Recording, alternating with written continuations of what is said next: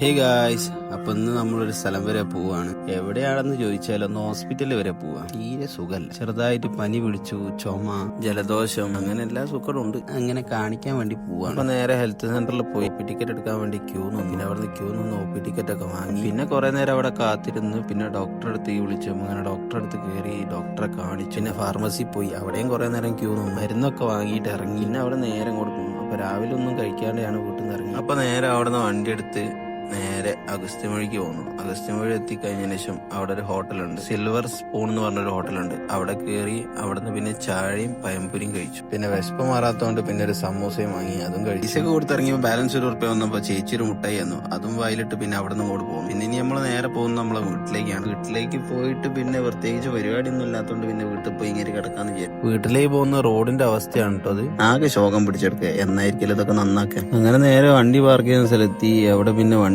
Park ചെയ്ത് ഇനി വീട്ടിലേക്ക് നടന്നു പോകുമ്പോൾ നമ്മളെ ബാറുണ്ട് നമ്മളെ നോക്കിക്കൊണ്ടിരിക്കുന്നത്. പിന്നെ നമ്മളെ നോക്കി ചാടി കളിക്കുന്നൊക്കെ ഉണ്ട്. അങ്ങനെ പിന്നെ നേരെ ഫ്രഷ് ആയി കയറി ഒറ്റ കടത്തം കട്ടിൽമെല്ലാം കിടക്കും. അപ്പൊ അതൊരു കുഞ്ഞു വീഡിയോ ആണ്, ഹെൽത്ത് ഒക്കെ ആയിട്ട് നല്ല വീഡിയോ ആയിട്ട് വരുന്നതായിരിക്കും.